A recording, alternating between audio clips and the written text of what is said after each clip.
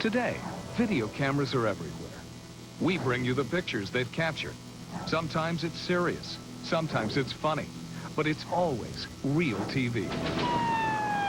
Police pull over a van load of people. Get over there and lay down. Then the suspect tells his pit bull to attack the car. Get him first. Rain and electricity, a bad combination. Nobody, and he's gone to bed. A cat fight outside the courtroom. Now, what's your name, sir? Chuck Campbell. This refrigerator repairman is really a rip-off artist. And a hidden camera caught him in the act. And find out why this lady is jumping for joy. For Monday, March 23rd, 1998, this is Real TV.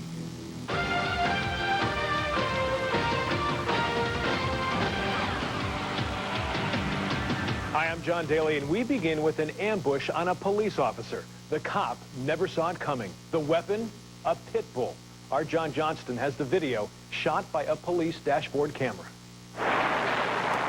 Cops in Texas get a call complaining these two Romeos are harassing women, so they pull them over.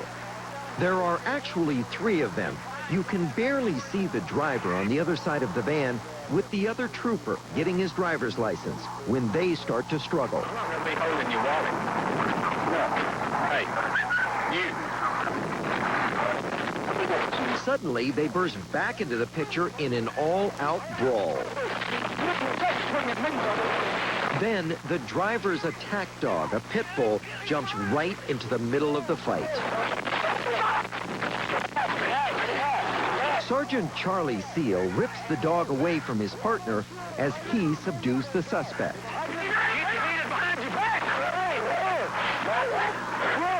Both cops have been bitten. Trooper Travis Hall is bleeding and understandably in a bad mood. Get over there and lay down. Lay down. Lay down. Get over here and lay down. Now. Lay down. Lay down. Lay down. Get on the ground. Get on the ground and get on the ground. The suspects plead with the officers not to kill the dog. That's the last thing the cops want to do, but they issue this stern warning. Please, don't shoot the dog. I'm going to shoot him if he attacks me again. Sir, he's not going to do that. He's already attacked me once, Clyde. You shut your mouth and lay down. It's not at that dog. I mean, you're holding him, aren't you? Right. Minutes go by, then the attack dog seems to suddenly snap. It's hard to see, but the pit bull has his powerful jaws locked on the sergeant's forearm. His first grasp was right here, right into my left forearm. I could feel that it was a deep puncture wound, and this was when I fired my weapon. He turned loose at that point. He immediately, once he hit the ground, came right back, grabbed this portion of my chest. I knocked him down and shot him again. At first, it seems the pit bull attacked on its own. But after listening to the tape closely, you can actually hear the owner give the order to kill. Once the tape was enhanced, you could hear him giving the commands to the dog to attack. Attack, sick 'em, kill. Jim Kovoviak is a law enforcement expert. He says the tape shows the officers were left with no choice. This dog jumped up and grabbed at this guy's throat. At that point in time, they had nothing else to do but defend themselves, and that's exactly what they did. It's my belief that had Trooper Hall been there by himself, or had I been there by myself, he would have severely injured or maybe fatally injured one of us. I love dogs. I have no animosity for the dog. It's the owner that was to blame for this, not the dog. And the dog's owner was convicted of attempted murder for sicking the dog on the cop. He was sentenced to 8 years in prison. Well, later, more animals on the loose. And the cops have a rough time getting these critters under control. But right now, when water and electricity mix, it's a dangerous combination. Take a look at what happens when power lines go down during a rainstorm. Moments after a tornado tears through Lafayette, Louisiana, a local news crew sets out with a camera rolling. They hope to capture a great news story, but what they stumble across is truly real TV. This may look like a fireworks display, but take another glance. It's actually a live power line dangling in a flooded intersection. Each time the downed line strikes the water, it sends out a shower of sparks and a blinding light. You better stay away from it. You get within 20 feet and they'll kill you. The cameraman's right. That line is carrying more than 10,000 volts of deadly electricity. Not only is the line lethal, just walking on the soggy ground could cause a fatal shock. Within minutes, the power is killed, but the charred ground serves as a reminder of just how deadly the combination of Mother Nature and modern technology can be. But just a warning, be careful when that next storm hits. Well, next, tensions in a courthouse erupt into a full-scale brawl, and news cameras are there. Suddenly, there's a lot more action outside the courtroom than there is inside. You're in Jennings, Louisiana, as the two families involved start to leave the building. But they can't get out the door without one more confrontation. And all of a sudden, it's Family Feud Bayou style. We don't have time. It don't hurt. It might hurt you because you're... It don't hurt me at all. It hurts me to know that he done that to me and he didn't get... He done that to nobody and he's going to...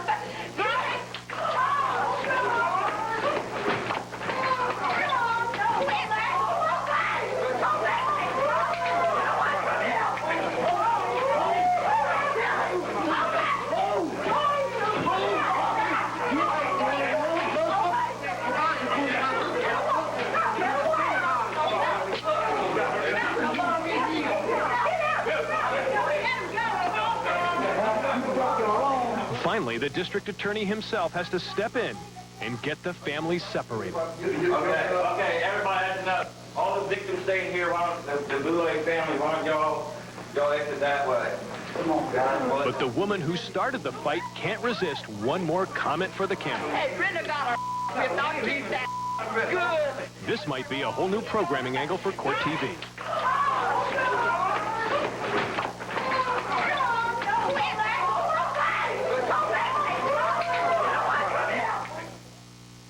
Well, now the most unusual example of on-the-job training we've ever seen.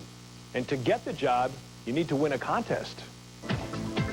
The Cable TV Game Show Network conducted a nationwide search to find a host for a new game show. Over 800 hopefuls entered, and the field was finally narrowed to 6 finalists. They all did screen tests for the new show called Trivia Track. Right now, we've got 5 jockeys waiting at the starting gate, and they're ready for the race to start just raring to go. To choose the winner, the Game Show Network produced a special show with celebrity judges, including Casey Kasem and well-known game show host Wink Martindale. It was Wink who announced the lucky winner, and she was really happy. And the grand prize winner of Game Show Network's Coast to Coast Search for a Host is Matty Majors from Detroit, Michigan. Right over here.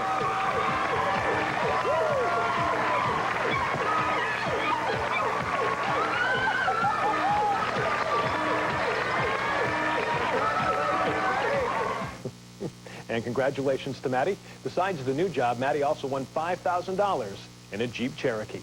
Now, your home video could be worth money. If you have tape we should see, call us at 1-888-REAL-TV1. We'll be right back. Up next, a tape you need to see to avoid being ripped off the next time a repairman comes to your door. Chuck, glad to meet you. Later, Look at that. will these boats make it back safely before the storm hits? And the scenes from Lisa that she kept hidden until now. You know, we do weird like this all the time. Watch your mouth, Lisa. Plus, how do you get a bunch of stubborn emus into a trailer? Very carefully. We'll be right back.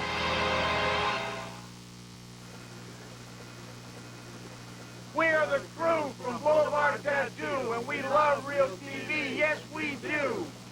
Well, thank you very much. And welcome back. Watch this next story. It could save you grief later on. When a repairman comes to your house, do you go into another room rather than watching over his shoulder? Well, after seeing this tape, you'll be watching like a hawk. It looks like your regular everyday refrigerator repair job, but it's really a crime in progress.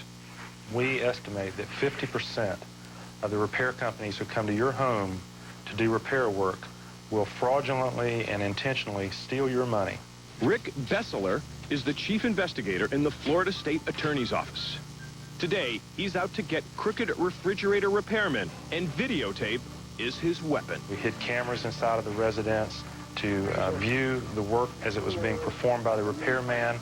We had cameras stationed outside to capture on videotape the arrival and departure of the repairman.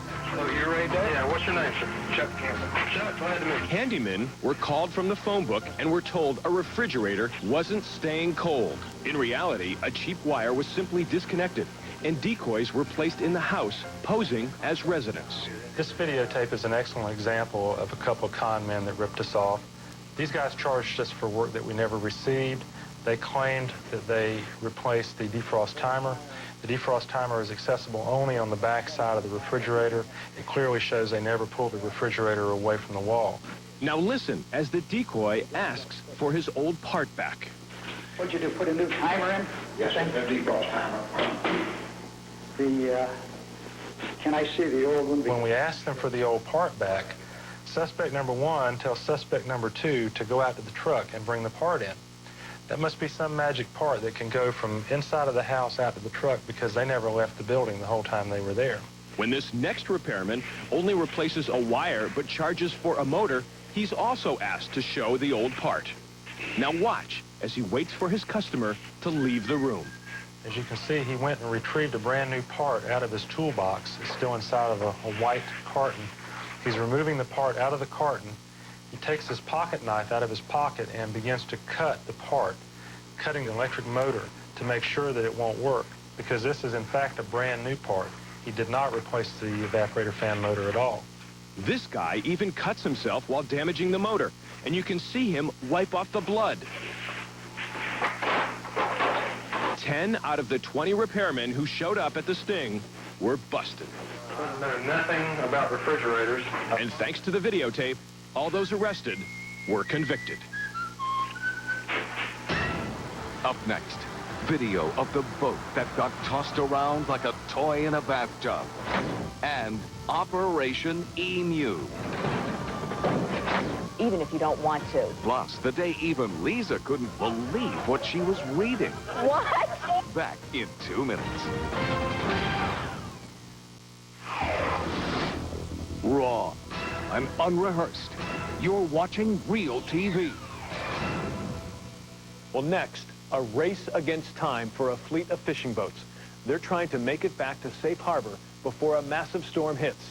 But as our Michael Brownlee shows you, not all of the boats will make it.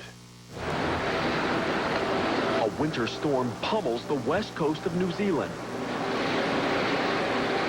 Rough waters bully a fleet of fishing boats heading for the harbor.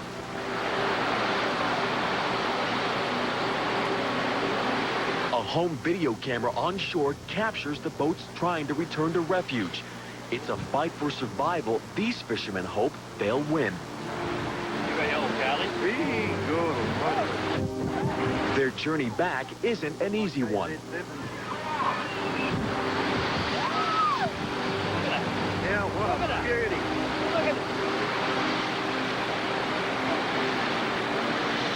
Fortunately, these boats make it, but the Xanadu isn't as lucky.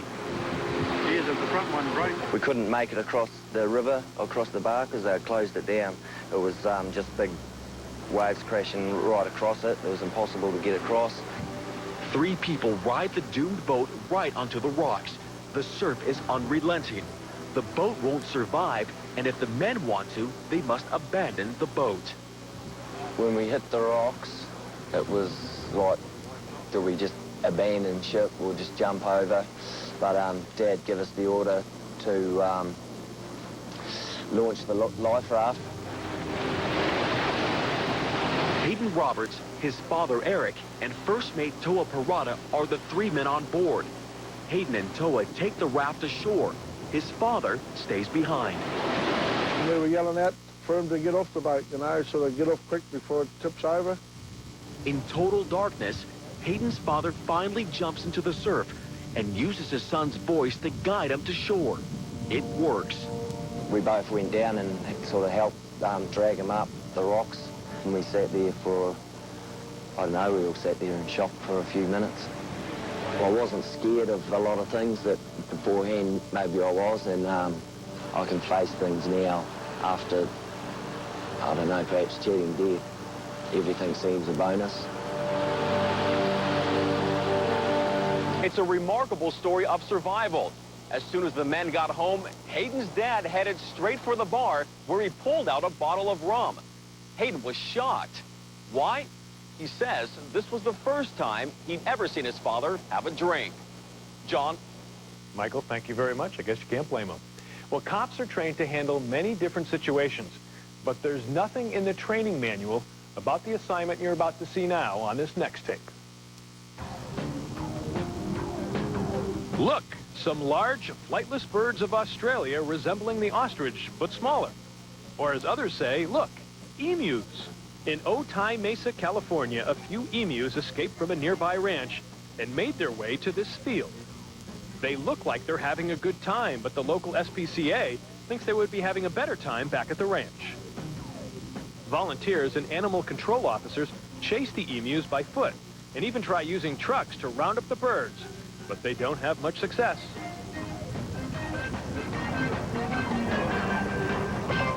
So they regroup and come up with Plan B. Rake them up. Needless to say, they quickly moved on to Plan C. They bring in a trailer, build a makeshift fence, then corral the emus with a large net. And it works. Now all they have to do is get them in the trailer. Easy. Watch out. Okay, he's going. Trailer. Come in. Easier said than done. In. Easy. One at a time, they try to force the feisty birds inside. Even the big men have a tough time of it. Dave, one at a time, man. But eventually, they all make it in safe and sound. And by the looks on the emus' faces, they're happy to be going home. And all the animals made it home safe and sound. Well, we've been inviting Lisa Gibbons into our homes for many years now. Everything goes perfectly on her talk show every day. Or does it? Well, here are some scenes from Lisa's show that never made it on the air. I think that says something. On her daily talk show, Lisa Gibbons deals with some serious issues. Straight talk from teens. Every parent should see it, even if you don't want to. What? Don't give them an option. What does that mean? But dealing with serious issues doesn't stop her from having fun. If you're part of a brother or sister triplet team, give us a call. You may be 3 guests on our show. You know, we do weird like this all the time. We'd love to hear from you. Here, Sylvester Stallone is introducing Rocky postage stamps. Now, are we going to be able to get these and lick you and put you on our letters? When I'm dead. Sometimes Lisa has to deal with overzealous audience members. I think that I have to tell you something. Take the mic. You want to go sit by him? Yes. No, I'm kidding.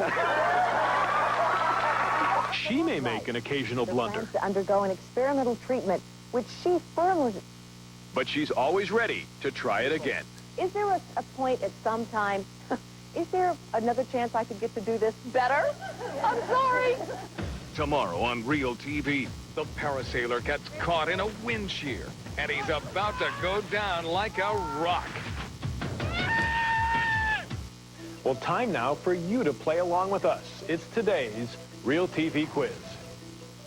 This film footage is from a 1981 football game at Edgewood High School in Madison, Wisconsin. Do you recognize player number 57? Of course you don't, so here's the clue. He joined the cast of Saturday Night Live in 1990. He later co-starred in movies with another Saturday Night Live cast member. We'll be back with the answer in just a moment. If you have Real TV, call us toll-free at 1-888-REAL-TV1 or on the web, reach us at realtv1.com. Here's the answer to our REALTV quiz.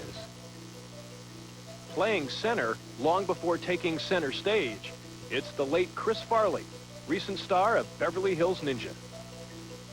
Thanks for playing the REALTV quiz. And that's it for now. There's more REALTV next time.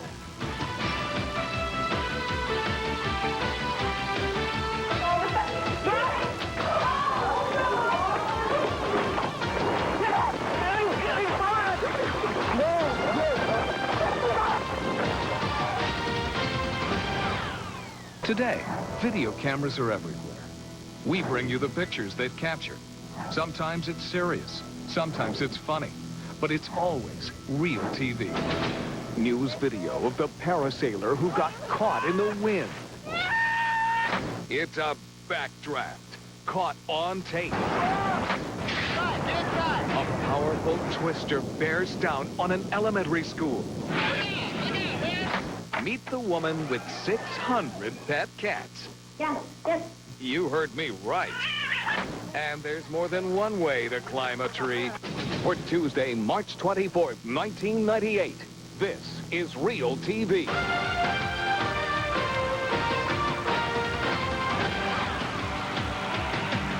Hi, I'm John Daly, and we begin with the first of 3 stories of natural phenomena. It was the last thing a parasailer expected, to get caught in the wind. Our Michael Brownlee has the remarkable video of a very painful accident. News cameras roll at a parasailing competition in New Zealand. High winds make conditions dicey, but Lynn Watkins decides to go for it anyway.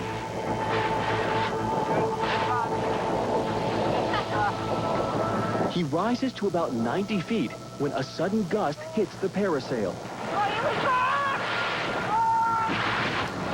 Lynn crashes to the ground and lies there unconscious. Worried onlookers rush to see how badly he's hurt.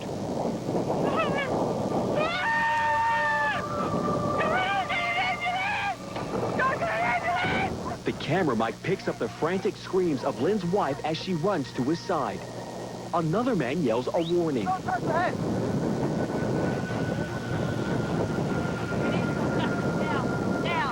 Lynn is still unconscious, and no one knows how badly he's hurt. Okay, that's cool. A rescue helicopter arrives to rush him to a hospital. Luckily, Lynn's injuries were less serious than his wife feared, because his reserve chute cushioned some of the impact. Later, Lynn admitted the accident was his own fault. Marginal, and I flew outside the safe envelope, which we normally try and make a point of flying within, and consequently I paid the price. The price Lynn paid was a broken pelvis, a dislocated shoulder, and some chipped teeth. That was more than enough to make him take a break from the sport. I'll probably sit it out for a year or 2.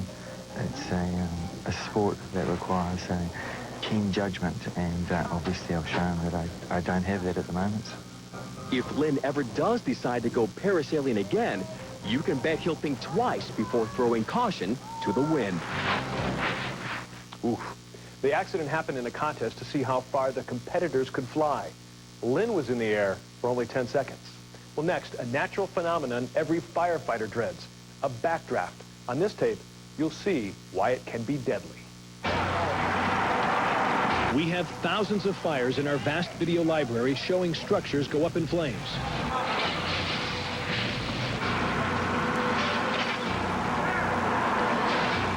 But often, the most dangerous fires happen when something you can't see is burned up. That something is oxygen, and when it's gone, a dreaded backdraft can happen. That's about to occur here in front of the camera. The scene is Los Angeles, where this home is ablaze.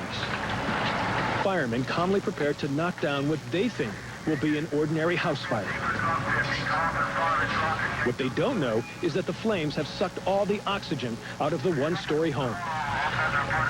Now watch what happens when the outside air hits the oxygen-starved fire.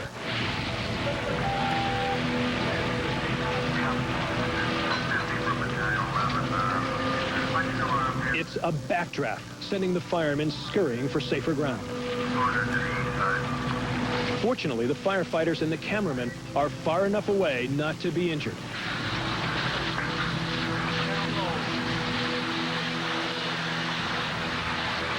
Unfortunately for the homeowner, the house is a complete loss.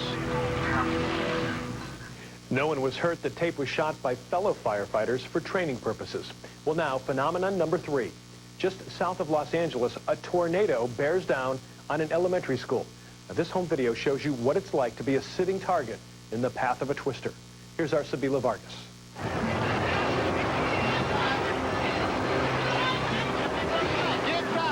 It was at least 55 feet in diameter, winds anywhere from, 70 to 80 miles an hour.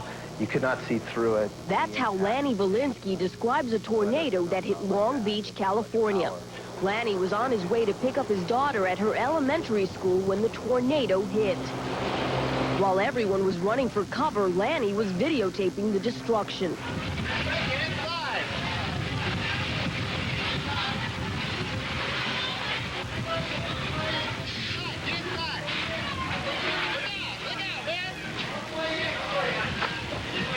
It was something like out of the Wizard of Oz. It was like the only thing missing was the Wicked Witch of the West. The tornado tore the roof off of the school's library. It was just incredible. I mean, just sheets of the tar paper and the shingles were just flying off of the roof. But that wasn't the only thing destroyed. Trees throughout the neighborhood were uprooted and ripped apart. As it went through the school ground, it just broke tree limbs as it went across. This is the shed that was picked up, probably about half a mile to 3/4 of a mile away from, and carried that much through the air. This is an average tool shed that you'll find in most people's backyards. This is the Lucky's parking lot. This is the part of the roof where it drilled a hole right through the roof. It must have stayed in this location for quite some time as it did a lot of damage. It did an extensive amount of damage to that roof. Lanny says it's an experience he will never forget. What surprises him most is that no one was killed, despite the tornado's tremendous force. There was chunks falling out of the sky. Any of that debris could have hit a child. It's pretty amazing with the amount of power that was there. It could have really injured a lot of people severely. As fast as the tornado came, it went, shaking up nerves, not to mention causing all of that property damage. Here at the elementary school, they've picked up all of the broken branches, and they're working on fixing the library's roof. Now the kids can go back to school and learn lessons in English rather than crash courses in meteorology. John. Sabila, let's hope it doesn't happen again. Thank you very much. Well, here's a change of pace. We've got tape of a man with a bizarre talent. What's wrong with this picture? We're watching videotape of a man in southern Thailand climbing a tree. But how come the fronds on the tree are at the bottom? Where is the ground? The answer to these and other mysteries. The man is climbing the tree upside down. His name is Mr. Germ, and his specialty is climbing trees backwards. Although we at REALTV usually just bring you the video and leave you to interpret it, this time we simply have to ask, why? I do this to make it look interesting and fascinating. I dream it will be known all over the world. Good answer, Mr. Germ, and thanks to REALTV, your dream is realized. Well, we'd like to hear from you. It could be a suggestion for a story, or maybe you've got some tape you want us to look at. Give us a call on our toll-free number. It's 1-888-REAL-TV1. We'll be right back. Up next. So you got a camera in here taking all this? They have the public's trust. But these politicians are caught on tape abusing that very trust. And 600 cats. And the woman who cares for them. Later, Freddy Cat. It's the most exciting footage ever of the Air Force Thunderbirds. And the snake who showed up at school one day. We'll be right back. No unnamed sources, no unsubstantiated claims. You're watching REALTV, where what you see is what you get. Welcome back. As you know, video cameras shed light and heat on controversial cases. Well, this next story shows 3 examples. It's a matter of trust. Politicians abusing the trust of the public. Here's our John Johnston. I'm been tuning a lot, and I've been doing that too. A mayor using cocaine. A state legislator taking a bribe. Hold on a second. We're going to phone him. A city councilman caught in a drug buy. It's becoming a disturbing trend across America. Our political leaders pictured as public losers, caught on camera committing crimes. What's amazing is, even when there are the pictures to prove it, in many cases, much of the public is willing to forgive the politicians. I can't bring my things back together right away. This may be the most infamous case. Washington, D.C. Mayor Marion Barry busted on tape smoking cocaine.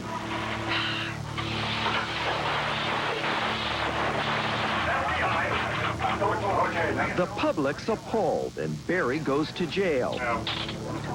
But just a few years later, he's reelected. We're going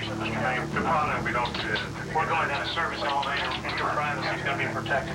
The next year, this Arizona politician is caught on tape taking a bribe. So you got a camera in here taking all this? He's one of 7 state legislators indicted in one of the West's biggest political scandals. And in Los Angeles, a city council member confesses to cocaine addiction after these pictures were taken during a drug sting. Believe it or not, he's still in office. I think Americans are willing to forgive almost anything, as long as the politicians ask for forgiveness. We'll let them have hookers, we'll let them do drugs. We just like to forgive people. Bill Handel is a top radio talk show host in Los Angeles. Over the years, he's seen dozens of scandals and a number of politicians caught. He claims each case is different, but there are similarities. I think politicians are both arrogant and stupid. And usually they're right, because even when they're caught, look what happens. They're forgiven. Handel says many of his listeners are disgusted, but not really that surprised, to see public servants embarrassed during private moments caught on tape. I don't think the politicians are any more or less moral than they've ever been.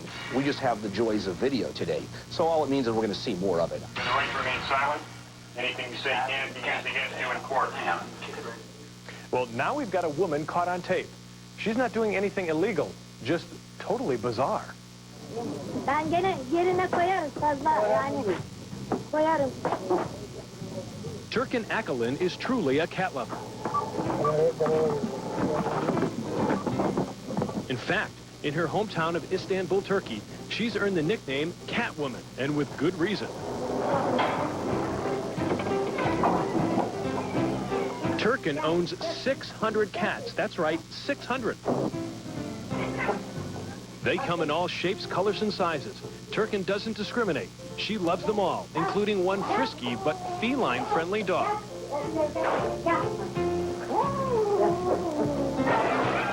Her pet love affair began 35 years ago, and now she's devoted her life to taking in lonely and sick cats. Not surprisingly, the cost of feeding, cleaning, and tending to the litter's medical needs runs into the thousands. But despite the occasional paw fight and lots of kitty litter to clean, this Catwoman says it's all worth it. That's right, 600 cats. We'll be right back. Still ahead. A camera on the wing gives us a great angle to see the Thunderbirds in action. And he's playing possum on the soccer field. Plus, they'll need the latest in video technology to get this little kitty out of the well. And you're invited to a doggy wedding. Back in 2 minutes. Don't blink. You're watching Real TV. Well, next, we've got the most amazing footage we've ever seen of the Air Force Thunderbirds. They put a camera on the wing of one of their jets to show you an angle never seen before. It's a breathtaking view, one that few people ever get to see.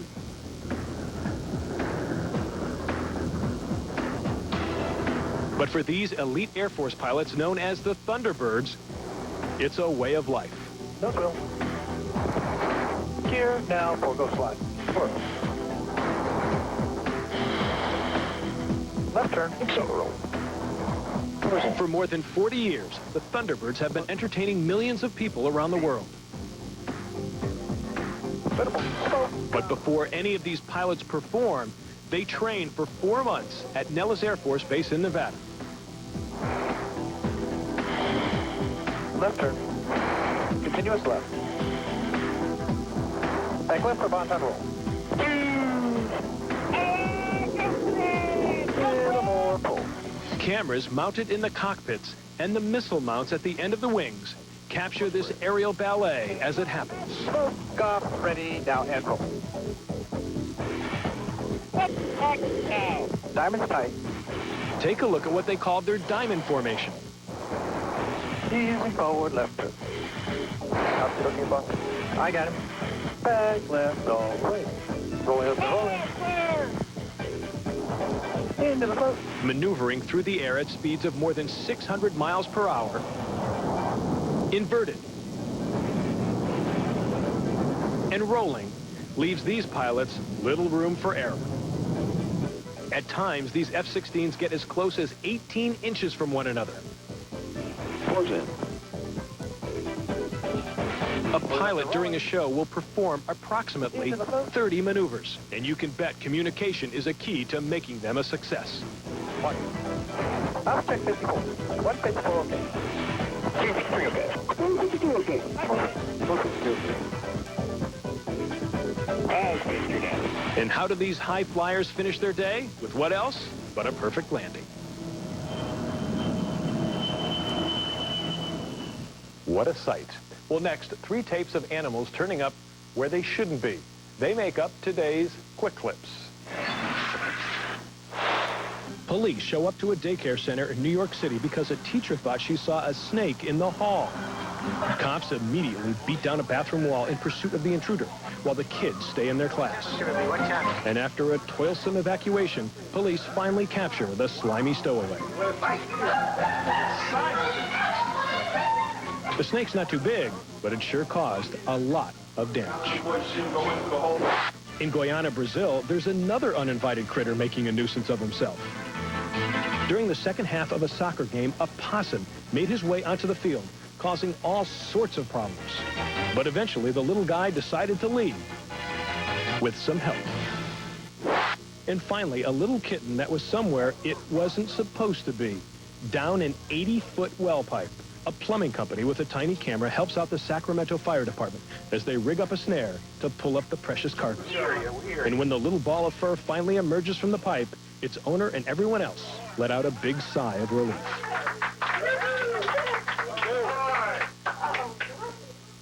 And animals are not usually invited to masquerade balls, but in Florida, residents threw one in honor of their pets. It's called a pet masquerade, and it's part of Fantasy Fest, a wild and wacky 10-day celebration held every year in Key West, Florida. Fantasy Fest is a chaotic, outlandish, fun-filled affair, and the pet masquerade is one of its main attractions. Here are some news video clips of the most inventive entries. Can you guess who this pooch and his owner represent? AKA Thing One. If you said Cat in the Hat, you're right. Very intelligent. How about this pair, Tony the Tiger and his exotic companion, Tina? The Blues Brothers make a triumphant appearance. The tempo increases as we watch this spectacular dance number featuring the lovely and talented Doggy Parton and company. But for our money, here's the real highlight of the day, a doggy wedding. To be your wedding canine, to have and to hold, to share your biscuits and bones through all the dog days of your life. By the power invested in me, I now pronounce you sire and dame. And there you have it, folks. Only in Key West. Tomorrow on Real TV, firemen work on the roof of the house, not knowing that it's about to collapse. Well, we found some incredible old tape in the archives, and on it we found 2 special people. Try to figure out who they are in today's Real TV quiz. Before entering politics, Ronald Reagan starred on Death Valley Days. We're on a Death Valley Days. That water's not handy. We're extra waterless hand cleaner. Really cleans up for us. He also starred in these commercials for borax. In this commercial, Mr. Reagan has a young co-star. Powdered Veraxa washes the whole family's hands really clean, leaves them soft and smooth. She's now known as an author. Can you name her? We'll have the answer in just a moment. If you have Real TV, call us toll-free at 1-888-REAL-TV1 or on the web, reach us at realtv1.com. Here's the answer to our Real TV quiz. My daughter Patty has another tip for you. Marvelous, Patty. You heard right. That sweet young girl is Patty Reagan. Patty is now known as the family rebel, but here she's just trying to help Dad sell soap. Thanks for playing the Real TV quiz. Well, that's it for now. There's more Real TV next time.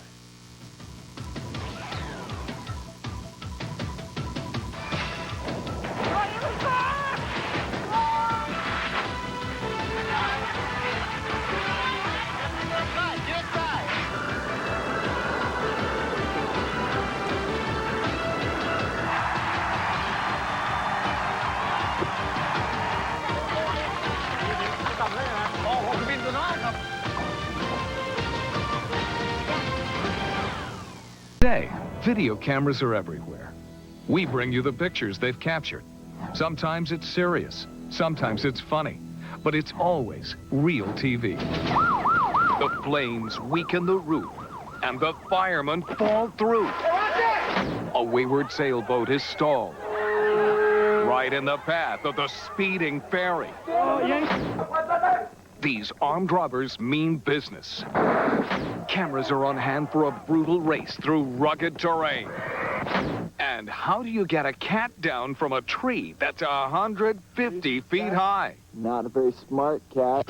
For Wednesday, March 25th, 1998, this is Real TV.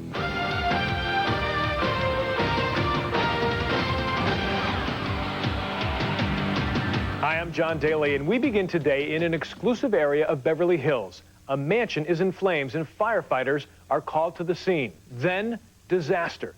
The house is weakened, and firefighters fall through the roof. The frightening moment is caught by a cameraman with eagle eyes. And our Michael Brownlee has the tape. A posh $1 million mansion goes up in flames in Bel Air, California. Cameras roll as firefighters attack the blaze from every angle. They take to the red-tiled roof, picking and probing, hoping to find the source of the inferno. But the fire seems to have a mind of its own. One moment it's out, and then it sparks again. Still, no one could predict what happens next. The blazing roof literally caves in, swallowing 3 of the men. Firefighters and a cameraman race to a front entrance, expecting to find a fiery grave.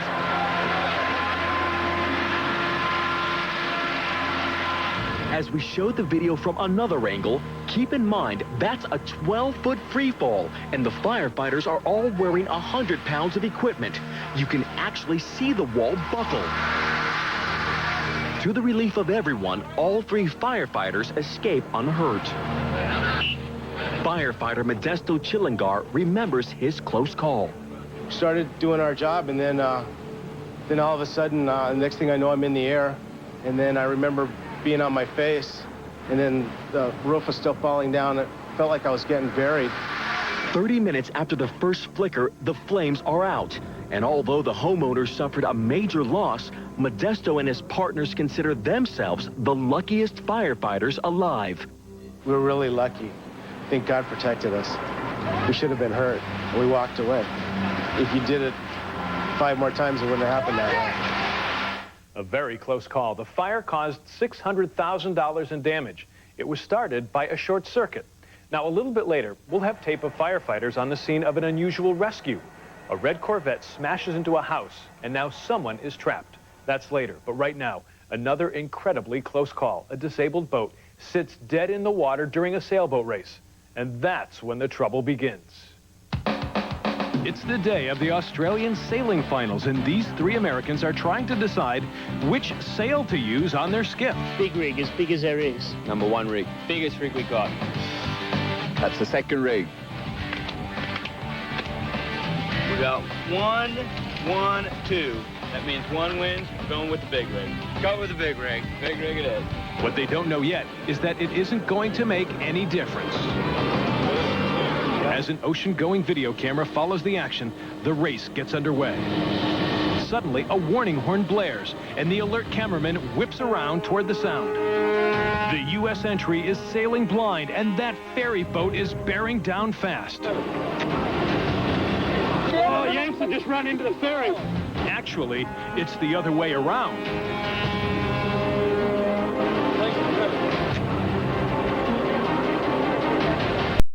The skiff is totaled, but the men manage to jump free of their boat and avoid the ferry's churning props. Moments later, they're picked up and returned safely to shore. The 3 men must have rabbit's feet, horseshoes, and 4-leaf clovers in those wetsuits, for none of them is even slightly injured in the crash. And get this, the 3 sailors went out, got another boat, and promptly won a gold medal. Well, next, a security camera stands watch over a convenience store, and it records some very frightening moments. Armed robbers come in, and they mean business. You're watching a daring daylight robbery in progress. A man and his shotgun-toting accomplice enter this convenience store in Houston, Texas, and start demanding dough. The clerk stays calm, and then suddenly, the robber aims the gun directly at the clerk and orders her to the register.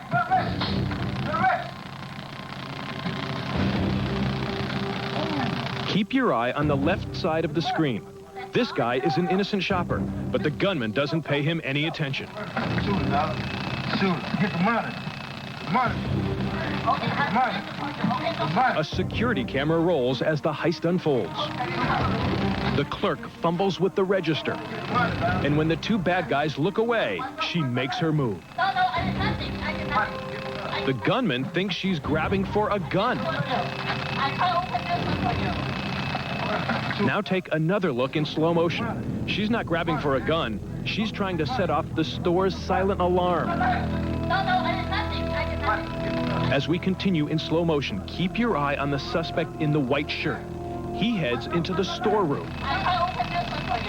Maybe he's looking for more money, but he finds something else, the surveillance camera, and he unplugs it.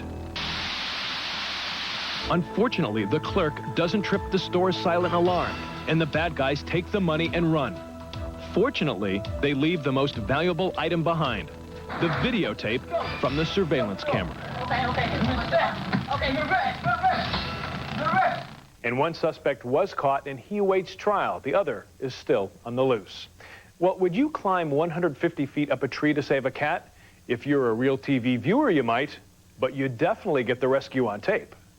It's the tale of a cat stuck in a tree.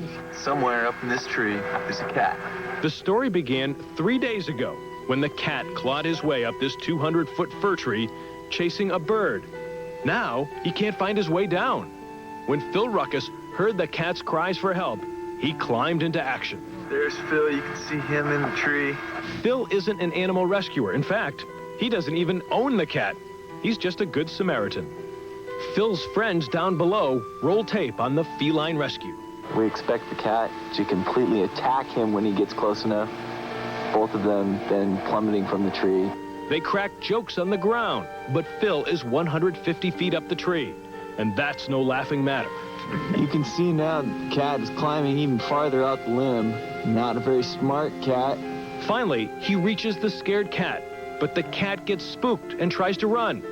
So he grabs the only thing he can, the cat's tail. The cat is grabbed by the tail. The cat lets out a meow and starts to struggle, but Phil hangs on and reels in his catch. Woo-hoo! The cat's in the bag. Together, they climb down. Okay, Kenny, here we go.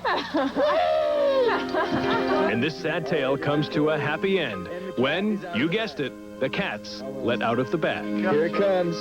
There it is. And there it goes. Go, cat, go. Still ahead, this horse is flying first class. And a tug of war between two dragsters. Plus, where does a 60-ton earth mover park? Anywhere it wants. And here's one way to beat rush hour traffic. We'll be right back. You're watching Real TV. Welcome back to the show where there are no scripts, no actors, and never a second take. Well, next, cameras take you to a grueling remote cross-country race. The first casualty is a horse that needs to be rescued. Our Sabila Vargas shows you how they do it. It's a cross-country marathon of human skill and animal stamina. Held this year in Arabia, 52 teams from throughout the world have entered a grueling race called the Raid Gauloise. Amateur teams of 5 run, kayak, and ride horseback on an unforgiving marathon that'll take 12 days to conquer. 8 media cameras covered the varied terrain of the 22-mile course. Even by horse, the ridden leg of the race is relentless. Routed through this rugged valley, the course is full of demanding climbs and tight trails. Halfway into the ride, a horse becomes severely fatigued. Vets give the animal water, but it does little to revive her. Now too tired to continue, the animal is trapped high up in a mountainous pass. The only option left to rescue the horse is to lift her out of the hills. Chopper pilots get the call and in little time hover over the site. Before she takes flight, vets give her a tranquilizer and then hook her into a specialized harness.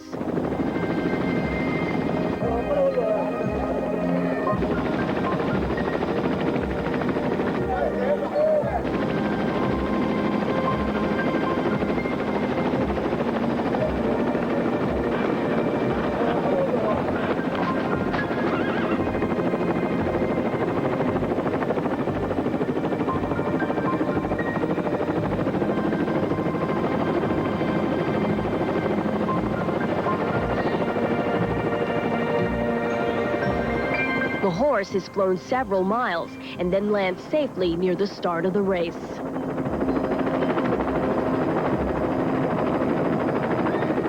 Safe and sound.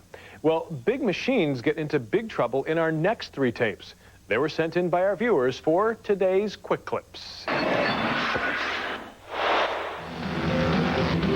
Father and son drag racers Jack and Toby Ermintrout like nothing more than putting on a show for the crowd.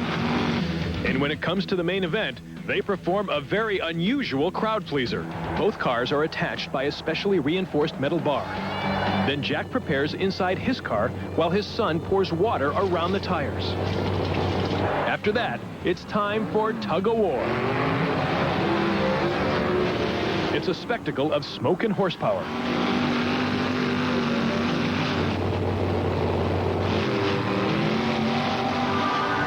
And when it's all over, father and son enjoy the cheers of the crowd. In San Diego, California, a 60-ton earth mover crushes 2 cars after rolling down a hill. It was being hauled up the hill on a flatbed truck when it somehow broke free. The driver of this blue car is happy to survive the accident. But it is truly a miracle that the driver of the white car is alive. And if you're wondering where it is, it's right here. And as you can see from the other side, practically the entire car is flattened to the ground. And as they drive the earth mover away, you can't help but think there was a little divine intervention. Icehouse Beer was looking for a fun way to promote their product, so they decided to give away 8 1952 Chevy pickup trucks. And as you can see, they have a very unique way of delivering them. Actually, this isn't one of the prize trucks. This parachuting pickup is just for show. A helicopter hoists it to nearly 1,000 feet and then gently lets it go. Another camera shows us what it looks like from the helicopter, while another one shows us the car's point of view. Up next, a sports car slams into a house, and now someone is trapped in the wreckage.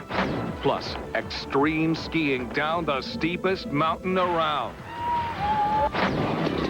And the games you didn't see in the Olympics. The lumberjack competition. Back in 2 minutes. Amazing people. Incredible events. You're watching Real TV. We'll talk about an uninvited guest. A sports car slams into a house. Someone's trapped, and rescuers spring into action. It's a strange and horrifying sight. A sports car sits inside the living room of a suburban family home. An unusual image, but a closer look reveals a more frightening reality. Homeowner Chester Madigan is inside the house, but not by choice. He's pinned beneath the wheels of the car.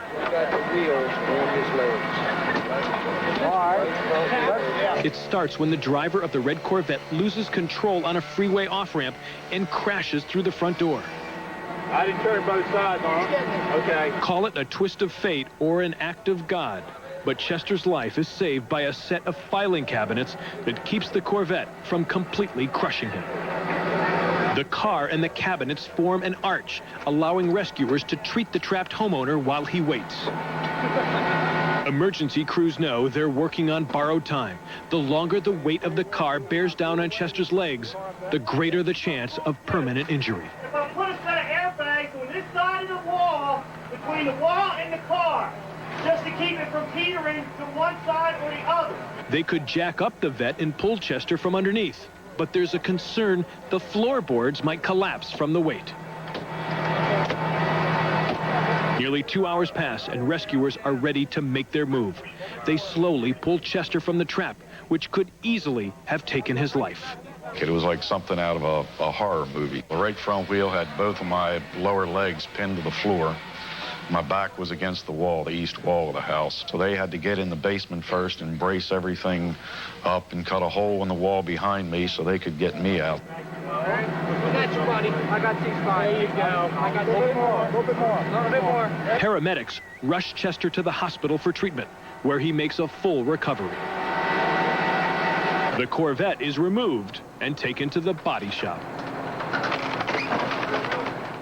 And the driver of the car, well, he wasn't hurt. In fact, he pulled himself out of the wreckage and sat on the couch when the rescuers arrived. Well, time now for your daily dose of extreme sports. Today, cameras follow a group of skiers. Now, this might be the only ski run where the trip up is just as dangerous as the trip down. 3 of America's top extreme skiers will attempt to ride down Rhone Glacier here in Chamonix, France. A 12,500-foot vertical drop of snow that clings to the side of this tower of granite. And the only way up is by cable car.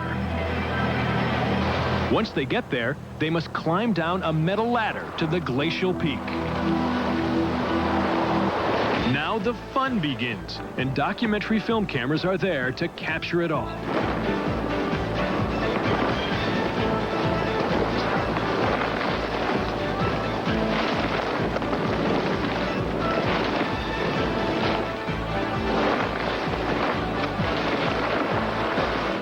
The mountain is so steep at points, the slightest wrong turn could send these brave skiers crashing into the rocks below.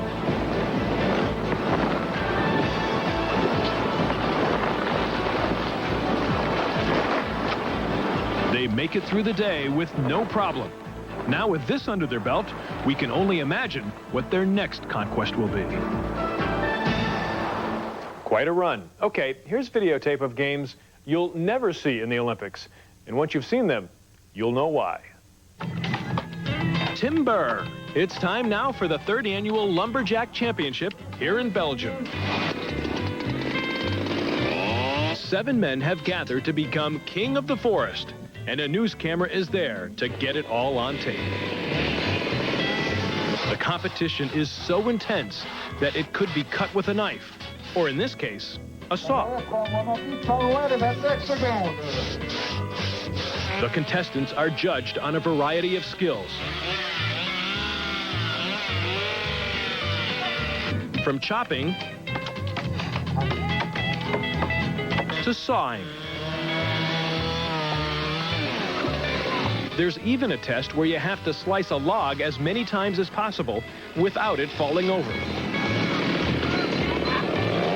This guy actually sliced the log 61 times.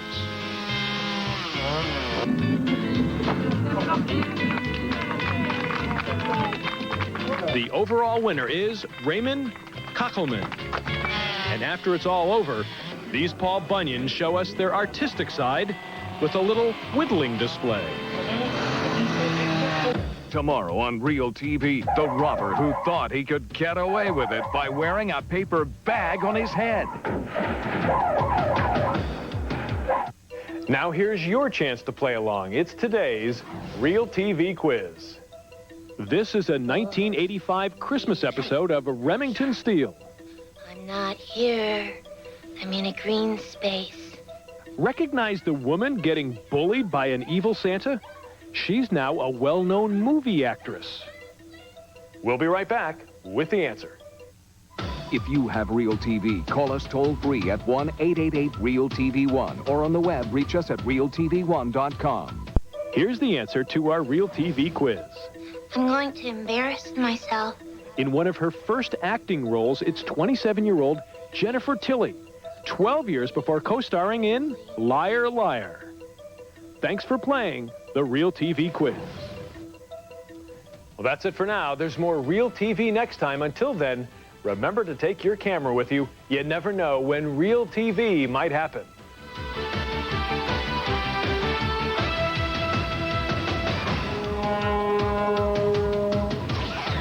Oh, Yankee just run into the ferry. Let's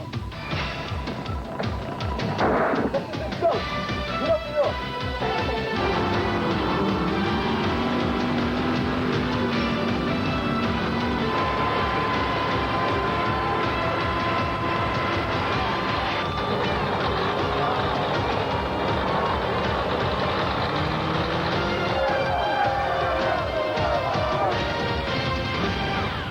Today, video cameras are everywhere. We bring you the pictures they've captured. Sometimes it's serious, sometimes it's funny, but it's always Real TV. A desperate search for a hiker missing for days, and the blinding snow wreaks havoc with the rescue. Attention all stations, attention all stations. Look out below! What a way to reach the North Pole, by parachute. Take a look at the genius who thought that a garbage bag would be enough to get away with robbery. And the mother dog who waits while her puppies are saved by heroes. For Thursday, March 26, 1998, this is Real TV.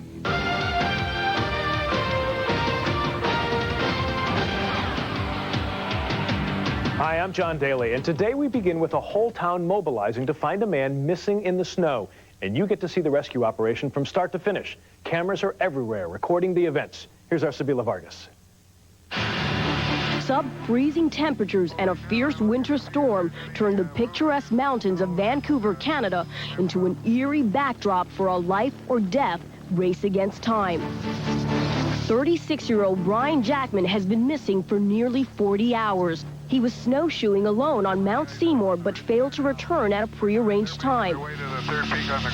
Brian is known as an expert outdoorsman, but the setting sun and falling thermometer make it difficult for even the most experienced hikers to survive.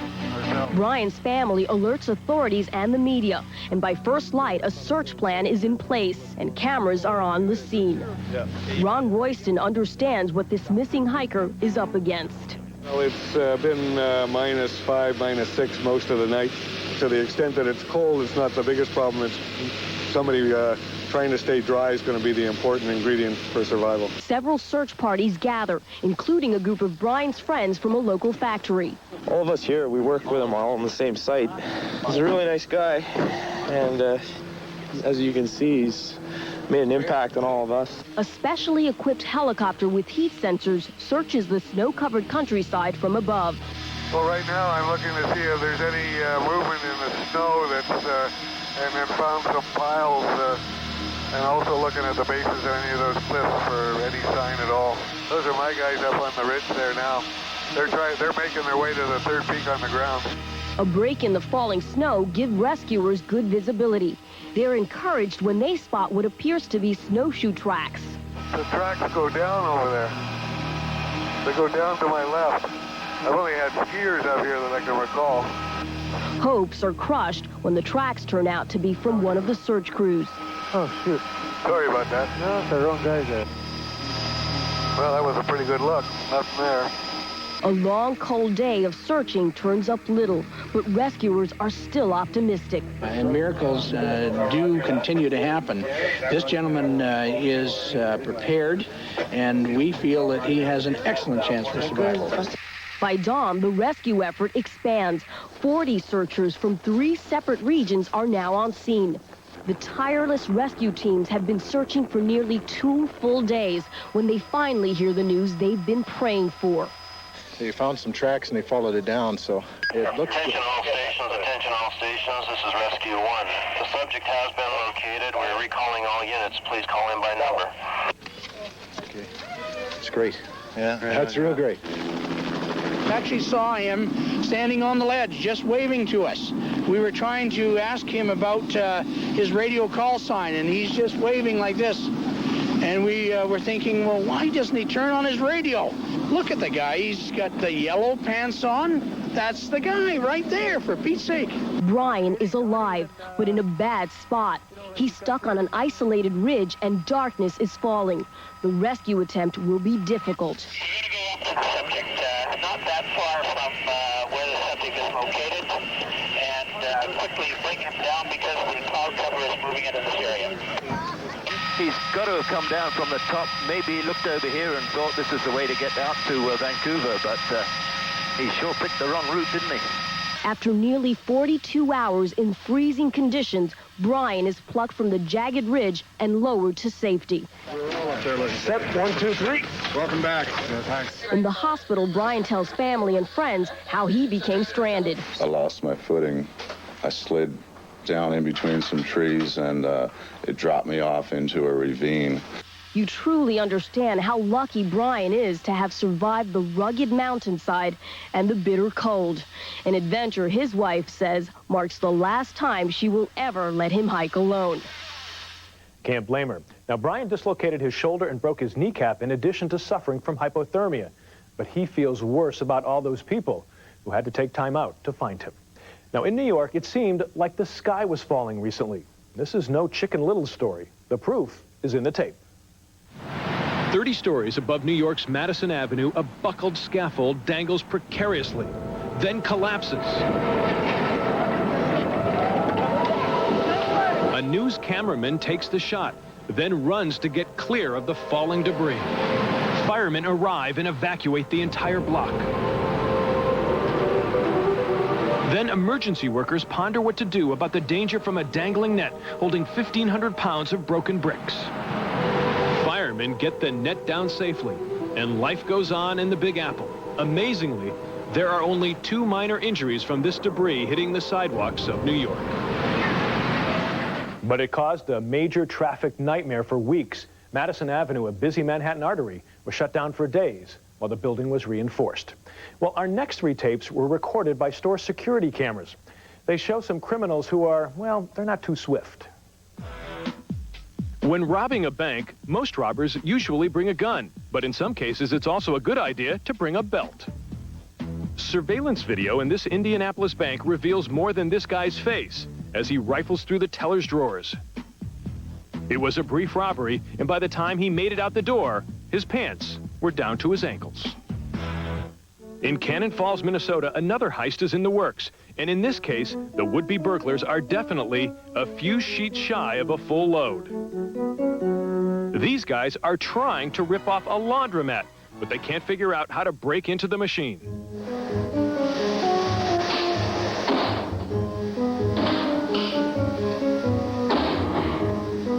At one point, they look around to see if there are any surveillance cameras, but apparently miss the one pointed right at them.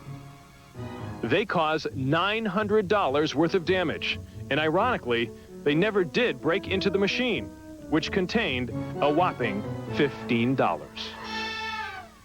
And in Little Rock, Arkansas, there's a burglar smart enough to know about the surveillance camera, but dumb enough to put a garbage bag over his head.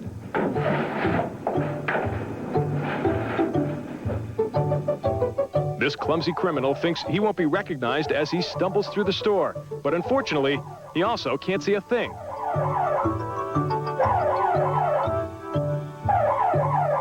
Later, he returns with eye holes and a flashlight. But his dumb disguise isn't good enough. He's later recognized by his clothes. He was a security guard at the mall. Now, that last guy was caught, but the suspects in the first 2 tapes are still on the loose. Well, now we have video of some heroes who couldn't turn away from a sight that would bring tears to your eyes. This mother dog is frantically trying to get someone's attention. Her 5 puppies have fallen down a Dayton, Ohio storm drain and can't get out. A neighbor calls to report the mishap to the sewer department and the county animal shelter. The mother leads workers to the trapped puppies. Before workers start ripping up the streets, 2 citizens volunteered to climb down a manhole and rescue the puppies. Hours later, as night falls, after searching through 250 feet of sewer, they find their prize. No, he's almost dead. Which one? Working here. Okay. Don't worry, this puppy is a fighter. He'll survive. It's all right. Ellen Paul is one of the rescuers who went in after the scared puppies. They saw Earl first. He was in front of me. They've been crying since Friday to get out, so they were just happy to see somebody, I'm sure. Apparently, rescuing the puppies isn't the only thing Earl Foster is willing to do. If nobody don't claim them, I will take them. All 5 puppies are happy to be reunited with their mother. And Mom can finally breathe a sigh of relief now that her family is back together and recuperating at the county animal shelter. Now, do you have some great home video, or is there some tape you've always wanted to see but couldn't find? Well, we'll do our best to find it for you. Give us a call at 1-888-REAL-TV1. We'll be right back. Up next, they're jumping onto the top of the world. Later, home video of the racer who forgot to keep his eye on the leader. And you'll see why the football team went into a huddle during the middle of the play. And it's a rush hour stampede. We'll be right back. Welcome back to the show where you shoot it and we show it. How's this for a vacation video? The object of this trip is to jump onto the top of the world. This polar expedition begins in northern Siberia, where elite skydivers from around the world are embarking on the ultimate adventure, a 10,000-foot parachute jump onto the North Pole. To reach the snowy destination, they must first endure 10 hours on board a cramped Russian cargo plane. This is a true high adventure. I can't wait to jump. Tension mounts as the divers make final adjustments to their polar suits. The temperature is a bone-chilling -50 degrees, but there's no turning back now. At last, ground zero. One by one, and then in droves, they step off onto Earth's most northern point.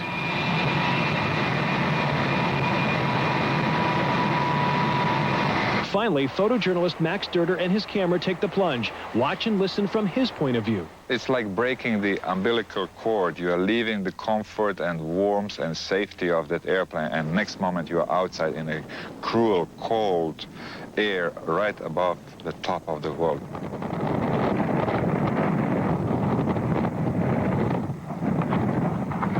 As Max drifts toward the Great White Desert, you can actually hear him snapping still pictures.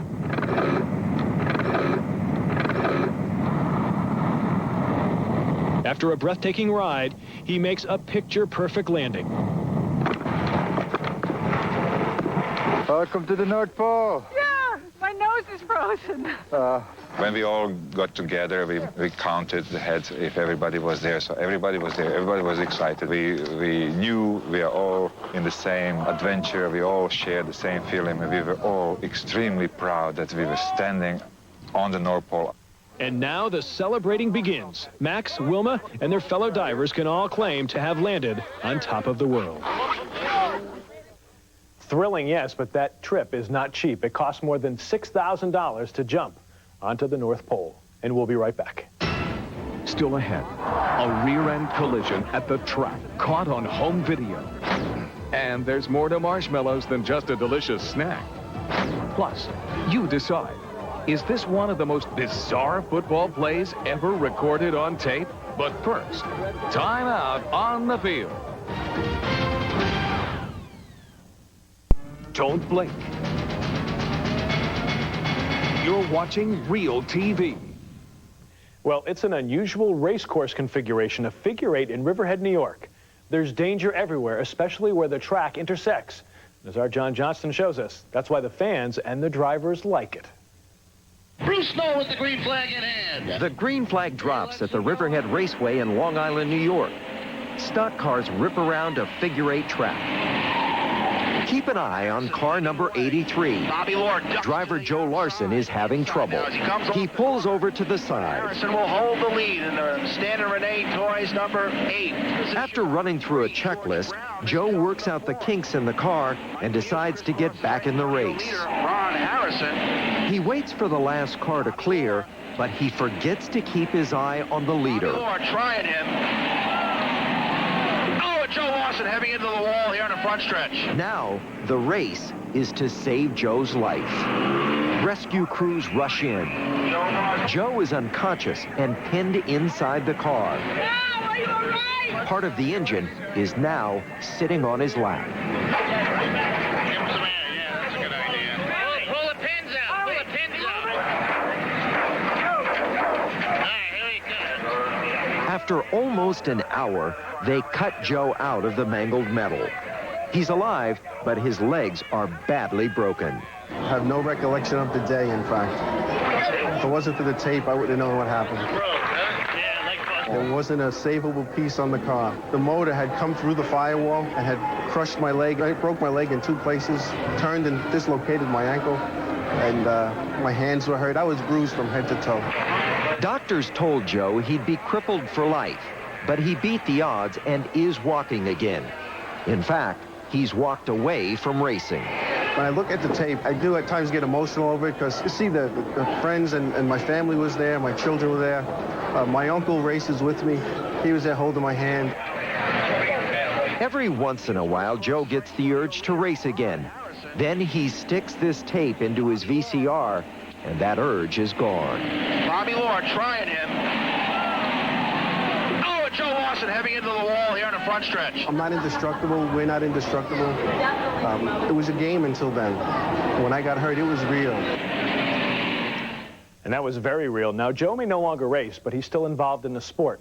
He's part of a safety commission on how to make racing safer.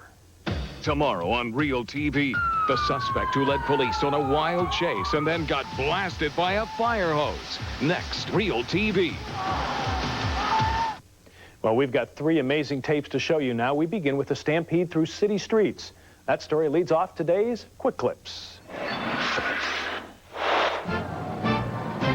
It's a cattle drive through downtown Kansas City. Yep, you're watching 100 Longhorns stampede their way through city streets. This annual April Fool's Cattle Drive is a publicity stunt hosted by a local radio DJ. Apparently, it's a good way to get attention. A bunch of people in Argentina got together to sew a flag, a really big flag. It's a gift from a local television station to the Argentinian soccer team. And here at the River Plate Stadium, the gigantic flag is slowly unveiled. As it softly drapes over thousands of fans, a good luck message can be seen. It reads, "Argentina is passion." And apparently, it was good luck. Argentina won the soccer game. Jet puffed marshmallows have been made in Ligonier, Indiana for over 40 years. So what better place to hold the Marshmallow Olympics? It's a grueling competition where kids get to show off their skills in a variety of events, including golf, basketball, javelin throwing, catapulting, tossing, and of course, eating. Well, we got this tape in the mail recently, and we knew you'd enjoy it. A high school football team in Southern California came up with an ingenious play that baffled the opposition. Imagine being on the kickoff team in this game. Loyola High School receives the ball, then goes into a fake huddle. Who's got it? It's Chris Econ. And this bit of old-fashioned razzle-dazzle takes Chris 96 yards to a touchdown. The coach called his favorite trick play just when the team needed it most. We've just been scored upon, and the feeling's a little bit of a down feeling. And when we went for it, they said, yeah, that's great, I hope it works, etc. And it worked, and that took us into halftime with, about 10 feet off the ground. Coach Grady calls the play, circle them up. And when it works, it takes the opposing team completely by surprise. We want to make it look as normal as possible, and then they don't know what's happening when they all start to come into the circle. They will now, though, won't they? Don't worry, Coach. Your secret's safe with us and our millions of viewers. It is a great play. Everything has to break right for it to work. If it works, our sidelines go crazy, the fans go crazy, because it's such a nice play to watch. And definitely one for the all-time highlight reel. And here's part of the game, our game, where you get to play along. It's today's Real TV quiz. This is a 1982 episode of The New Odd Couple. Excuse me, officer. Sometimes I get carried away. Do you recognize this woman? She spent the last 8 years as a TV mom on a popular sitcom. Don't go away. The answer's coming up in just a moment. If you have Real TV, call us toll-free at 1-888-REAL-TV1 or on the web, reach us at realtv1.com. Here's the answer to our Real TV quiz. 7 years before playing Harriet Winslow on Family Matters, it's Jo Marie Peyton Noble. 14 years ago. Jo Marie has a talent for turning these small guest appearances into long-running roles. I was called the Hit and Run Kid because I went in to do The Odd Couple with Ron Glass and Damon Wilson to do one. I did 5, Thanks for playing the Real TV quiz. Well, that's it for now. There's more Real TV next time.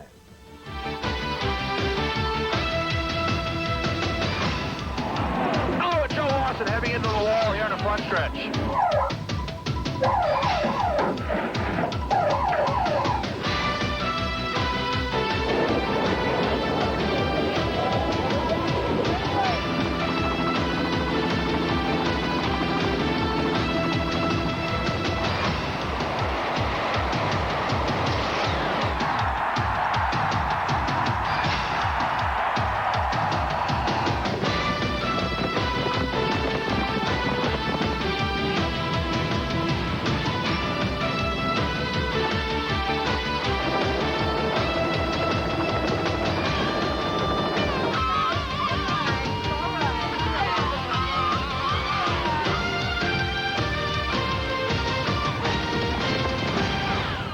Today, video cameras are everywhere.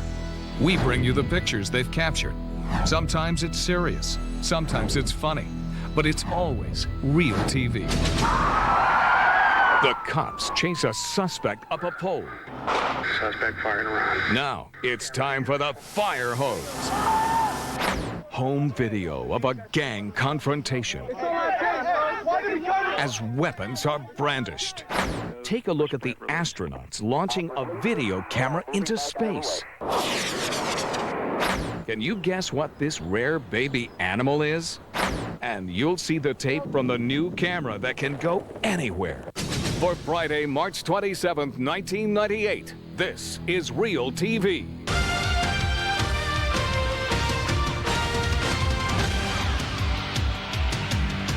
Hi, I'm John Daly, and we begin with the day the cops asked the fire department to help capture a suspect.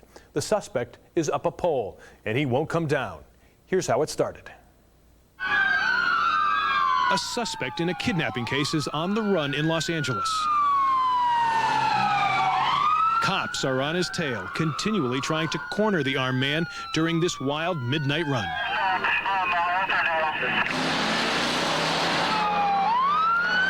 They've been chasing him for hours, and a camera crew is desperately trying to keep up. Black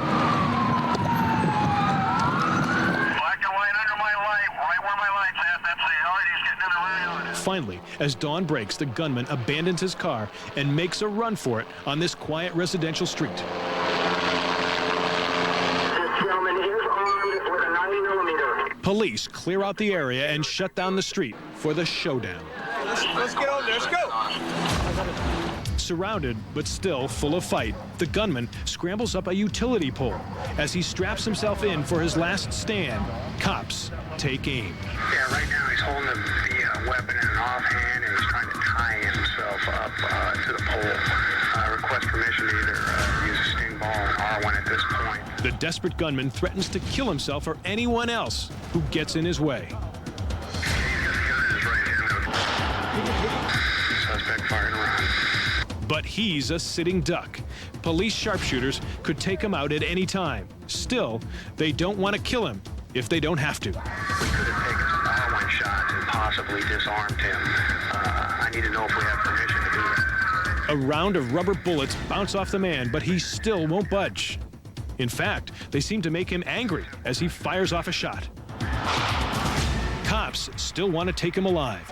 They decide to try one more thing, so they call in the fire department. They figure a cold shower may bring down this hothead. He screams and fires off another shot.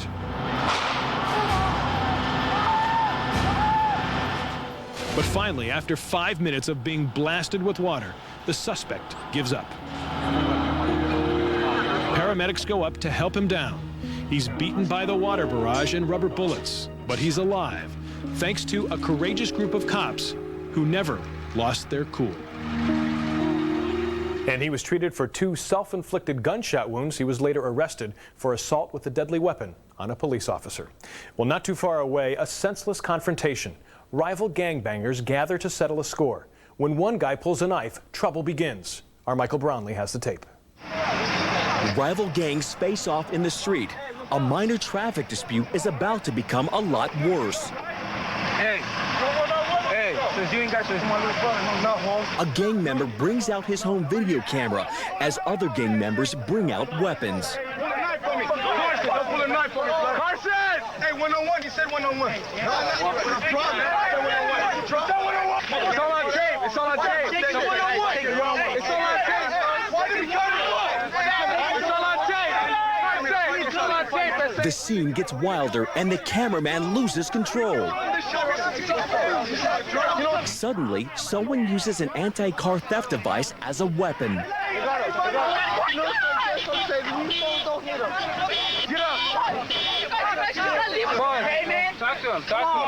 The camera finally finds a target, and it's a gang member on the ground, unconscious and bleeding. Come on, we need something for this nigga's head. We need an ambulance. We need an ambulance. Sergeant DJ Fitzgerald is a gang expert with the Huntington Park Police.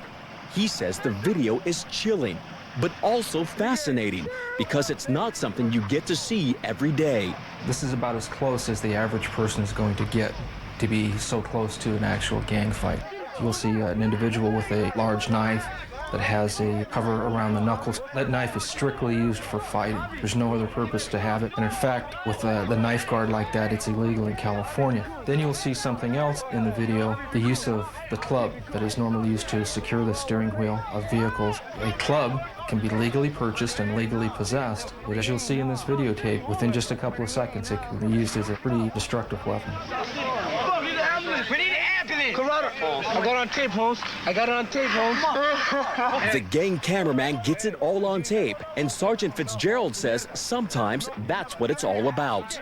We're seeing videos more and more all the time, and in talking to gang members themselves, the reason they're taking the videos is basically to have them as trophies, to show their dominance over a particular group or how they interacted with that group. They're basically just trophies. But that same video would also prove to be compelling evidence for a jury. Well, now for some video from a camera in outer space. NASA released this tape to us to show a special test that took place on a recent shuttle mission. It's a technical space jam for these astronauts working on the shuttle Columbia as it orbits the Earth. You got it? Good. They're under enormous pressure preparing to launch NASA's first ever robotic camera. Winston Scott, the astronaut at the top of the screen, holds what appears to be a white soccer ball. But this is no plaything. This is a $3 million camera called AirCam Sprint. Winston will release the camera into space. It's then operated by remote control. If it goes wrong, millions of dollars will disappear into outer space. Columbia, Houston, you have a go for sprint release. I've released it, and I'm moving back out of the way. The camera soars into space. These are the SuperCam's first pictures. It's designed to inspect the exterior of the space shuttle and the future International Space Station. It floats freely 40 feet above the shuttle. It's doing a perfect job beaming dazzling pictures back to Earth. Mission Control is delighted. Houston, Columbia, just like to pass on to the entire sprint team where they hit a home run. After the 30-minute trial run is over, the roaming eye is retrieved. For the crew of the Space Shuttle Columbia, it's another mission accomplished. Pretty exciting. Well, as long as we're showing you tape from cameras in strange places, take a look at this. Have you ever wondered what it would feel like to race a motorcycle at over 100 miles per hour?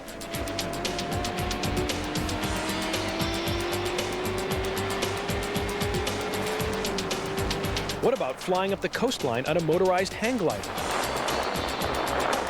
Well, thanks to the ingenuity of ex-Hollywood stuntman Magic Schwartz, you can stop wondering. Magic has designed a special camera mount called Headcam. The rig attaches by suction cups to any kind of smooth safety helmet. Headcam can be used with a Hi8 home video camera or one of the new mini digitals. Just slap on the rig, push the record button, and roll tape on any adventure you choose. A great way to make memories and a cool way to capture some real TV.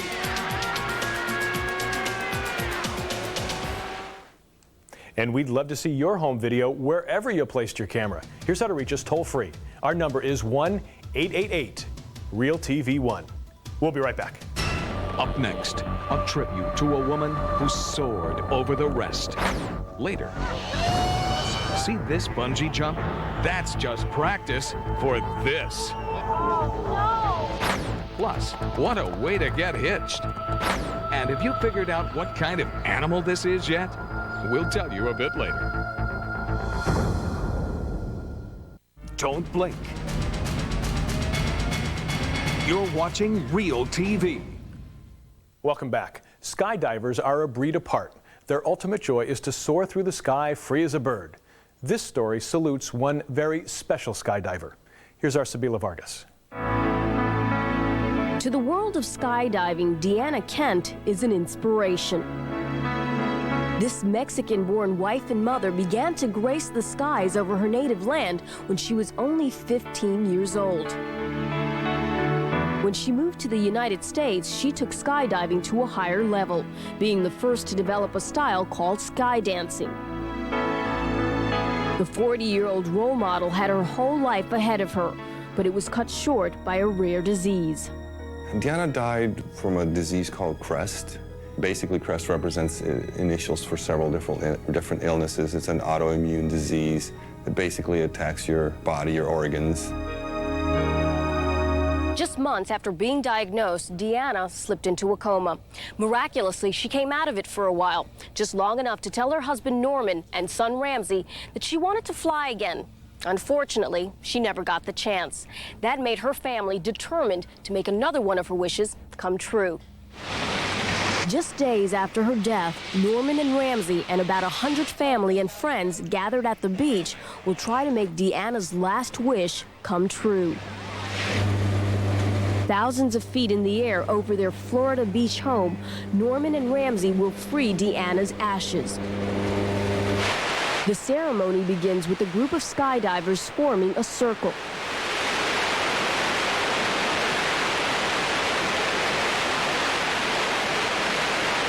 Norman and Ramsey will go next. Ramsey has only skydived once before, so he'll go tandem. He wants to be the one to release the ashes.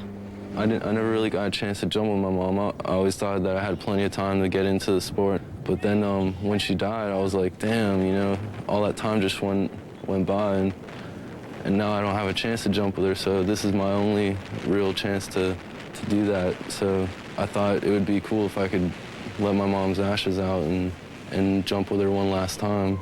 Norman and Ramsey hold hands, and in an instant, Deanna's ashes are spread all over the heavens. And my dad flipped over on his back and watched it and just checked it out, and then under canopy, my tandem instructor turned around and we looked at it and he flared and we kind of stalled and just checked it out, and you could see this big cloud. And I was like, cool, man, that's my mom. Even as Norman and Ramsey reach the ground, you can hear friends commenting on the lingering ashes in the sky. She's still there. Oh, is that the ashes? That's the ashes. Oh, you're kidding No, me. she's been there the whole time.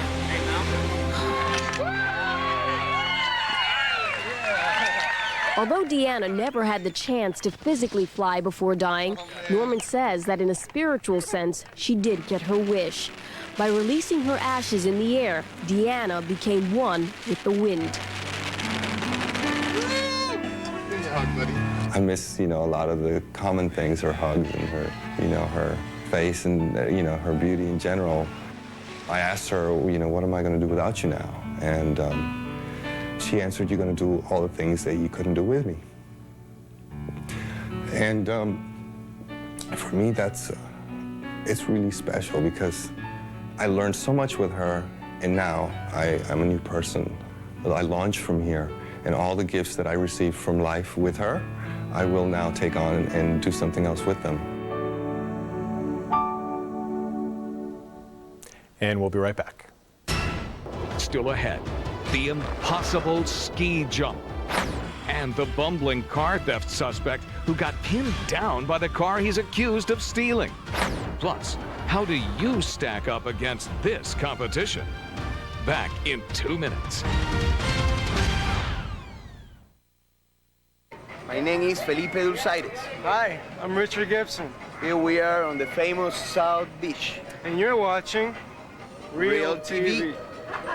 Felipe and Richard, thank you very much. On our next tape, you'll see the bungee skier. He bungees off a bridge with all his ski equipment. And that's just for practice for the real stunt. You may think this guy's preparing to ski down a mountain. Is that fun, Tom? That's fun. He's not. He's about to bungee, skis and all, off this 200-foot high bridge. But there is method behind this madness. John Tremont is a professional ski jumper, and he's preparing himself physically and mentally for death-defying jumps like this 145-foot drop off California's Donner's Summit. Bungee jumping with skis gives John an idea of how to handle the wind resistance he'll meet on the mountains. It gives me a good understanding of how long I need to keep my composure in the air, and also it allows me to just get comfortable with looking down and just trying to get comfortable pushing off and believing that I can actually pull this feat off. 5, 4, 3, 2, 1. Yeah! It's a success. But just to make sure, John does it again and again and again. Now he's ready to face Donner Summit. It's a deadly jump of 145 feet over this mass of rocks. A mistake in the air could kill him. And this time, there's no bungee cord to save him.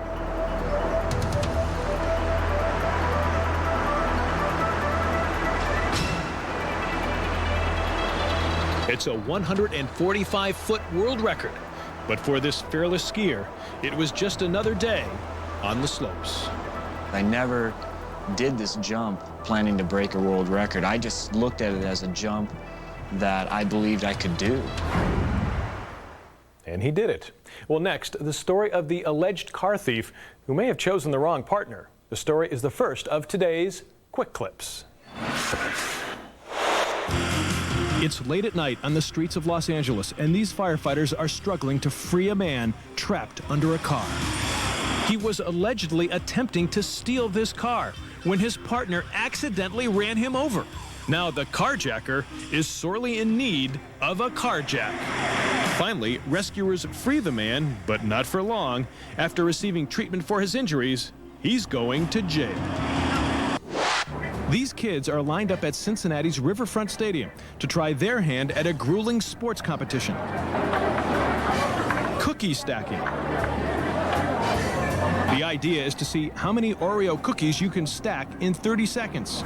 Sure, it sounds easy. 5, 4, 3, 2, 1. Stop stacking. After hundreds of kids give it a try, the competition narrows down to these finalists. And the winner by a wafer is Ashley Dodson with 24 cookies. Jay Mitchell of Orange County, California loves horses, and he loves his fiancée, Cynthia. So when Jay and Cynthia got hitched, they decided to do it on horseback. The ceremony was presided over by a priest on a horse, of course. After exchanging vows and rings comes the toughest part of any horseback wedding, the kiss. Now happily married, the newlyweds ride off into the sunset together, probably hoping to rustle up some wedding cake. Now, earlier we showed you a baby animal and asked you to figure out what it was. Well, the answer lies on our next tape. Can you guess what kind of baby animal this is? No, she's not a puppy. Guess again. Sorry, but here's videotape of her mother. Maybe this will help you figure it out. Give up? Okay, she's a rare red panda, a highly endangered species. Her name is Gizmo, and she lives in the Johannesburg Zoo in South Africa. There are only 25 of these animals left in their natural habitat, the foothills of the Himalayas, and they're dying off because of lack of proper diet. Gizmo is one of 300 red pandas in captivity. She was the firstborn of red panda triplets, but for some reason her mother wouldn't take care of her. Gizmo is being cared for by the zoo staff. She's fed a milk and vitamin mixture every 4 hours and spends much of her time in an incubator. Thanks to the breeding program at the Johannesburg Zoo and 70 other facilities, the continuation of the red panda species seems assured. Monday on Real TV, the boat is sinking. Who will save the dog? Find out next Real TV. Well, we have one more question to ask. It's today's Real TV quiz. The teenagers performing on this 1962 episode of Ted Mack's original Amateur Hour called themselves the Modern Sound Trio. The leader of this jazz trio was just 6 years away from winning his first Grammy Award. Can you name him? Don't go away. The answer's coming right up.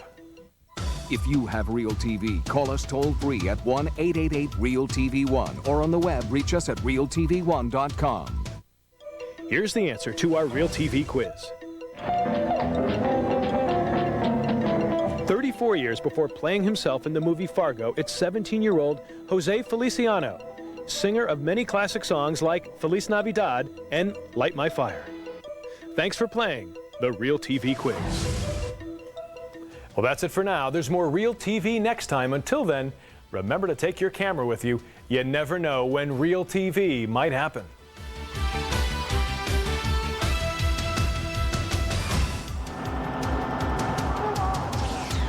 It's all on tape. It's all on tape. Columbia, Houston, you have a go for sprint release. I've released it, and I'm moving back out of the way.